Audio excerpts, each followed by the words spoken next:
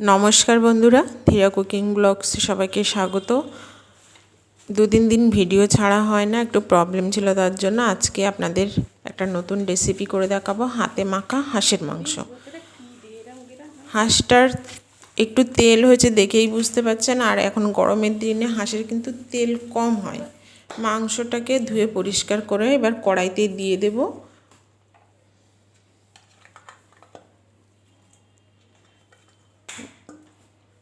হাঁসটাতে কিন্তু তেল হয়েছে, গরমের হাঁসে যে তেলটা হয় না কিন্তু একটু তেল হয়েছে, খেতেও যত সম্ভব টেস্টি লাগবে। মাংস দেওয়া হয়ে গেছে, এবার সব প্রকারের মশলা দিয়ে দেব।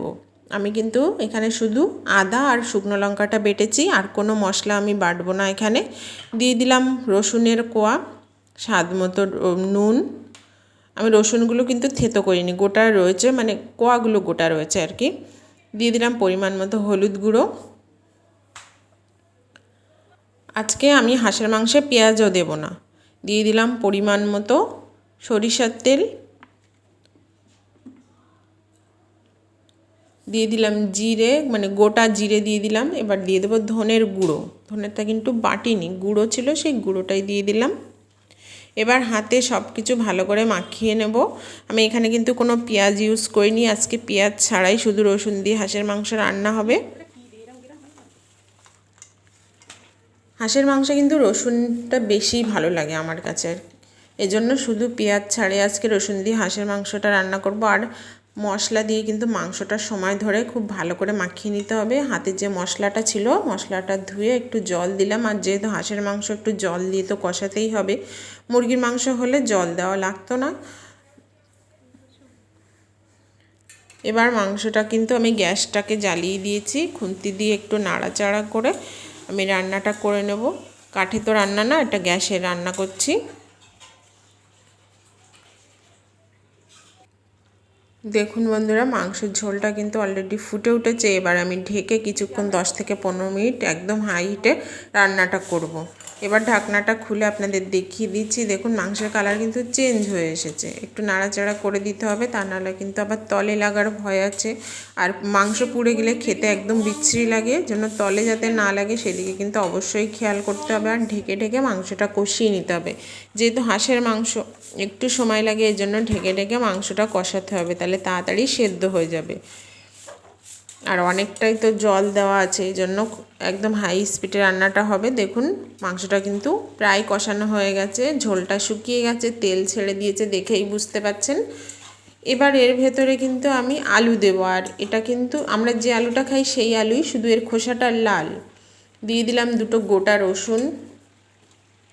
এবার সেই আলুটা দিয়ে দিলাম, আমরা যে আলু খাই সেই আলুই, শুধু এর খোসাটা লাল।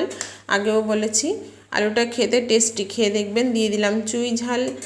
এবার মাংসটা একটু নাড়াচাড়া করে আমি ভালো করে কষিয়ে নেব।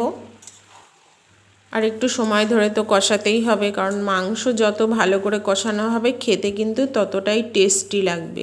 আর একদম কম মশলায় কিন্তু রান্নাটা হচ্ছে, দেখেই বুঝতে পারছেন। আমি আর দেখিয়েও তো দিয়েছি কতটুকু মশলা দিয়েছি, হাতে মেখে রান্নাটা হচ্ছে। দেখুন বন্ধুরা, মাংস কিন্তু প্রায় কষা হয়ে এসেছে, একদম মাংস কষা রেডি, আপনারা দেখেই বুঝতে পারছেন। এবার আমি এতে গরম জল দিয়ে দেবো, তাহলে রান্নাটা তাড়াতাড়ি হয়ে যাবে। গরম জল দিলে রান্নাটা একটু দ্রুত হয়, মানে ঝোলটা ফুটতে যতটা সময় লাগে গরম জল দিলে তাড়াতাড়ি ফুটে ওঠে, এই জন্য গরম জলটা দিলে রান্নাটাও তাড়াতাড়ি হয়ে যায়। একটু নাড়াচাড়া করে দেব, কড়াই থেকে মশলা উঠিয়ে দিয়ে এবার মাংসটাকে ফুটতে দেব। মাংসের ঝোলটা দেখুন ফুটে উঠেছে। এবার আমি কিন্তু আবারও ঢাকনা দিয়ে রান্না করব। হাঁসের মাংস একটু ঢাকনা দিয়ে রান্না করলে তাড়াতাড়ি সেদ্ধ হয়, এজন্য আমি বারবার ঢাকনা দিয়ে রান্নাটা করছি। ঢেকে এখানে হাই স্পিডে একদম 10 মিনিট রান্না করে নেব ঘড়ি ধরে। 10 মিনিট পরে দেখুন তরকারি, মানে মাংসের ঝোলটা কিন্তু একদম চেঞ্জ হয়ে গেছে কালারটা, প্রায় 50% রান্না হয়ে গেছে। আর হাঁসের মাংসের ঝোলেই কিন্তু বেশি টেস্ট। কার কেমন লাগে জানি না, তবে হাঁসের মাংসের ঝোলটা খেতে আমার কাছে বেশি টেস্টি লাগে। একটু নাড়াচাড়া করে দিয়ে আরও কিছুক্ষণ ফুটিয়ে নিলেই কিন্তু একদম রান্না রেডি। সব কিছু মশলা দেওয়া হয়ে গেছে, শুধু গরম মশলা দিতে বাকি। আমি এখানে কিন্তু ভাজা গরম মশলা দেব, কোনো কাঁচা গরম মশলা বেটে দেব না। আপনাদের যদি দিতে ইচ্ছা হয় কাঁচা গরম মশলা বেটে আপনারা দিতে পারেন, সেটা কোনো প্রবলেম না, তবে আমার কাছে ভাজা গরম মশলার গুঁড়োটা বেশি ভালো লাগে। দেখুন বন্ধুরা, মাংস একদম রেডি হয়ে গেছে, এবার নামিয়ে নেব।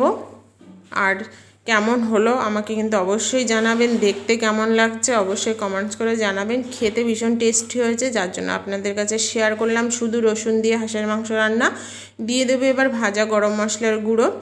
এবার গামলাটাকে ধরে একটু নাড়াচাড়া করে মশলাটাকে সুন্দর করে ঝোলের সঙ্গে মিশিয়ে দিয়ে আমি ঢেকে রাখবো বেশ কিছুক্ষণ। ঢেকে মানে ফ্লেভারটা সুন্দরভাবে মাংসের ভেতরে চলে যাবে। এবার কিছুক্ষণ পরে ঢাকনা খুলে আপনাদের দেখিয়ে দিচ্ছি, কালারটা কিন্তু একদম চেঞ্জ হয়ে গেছে। কেমন লাগলো অবশ্যই জানাবেন।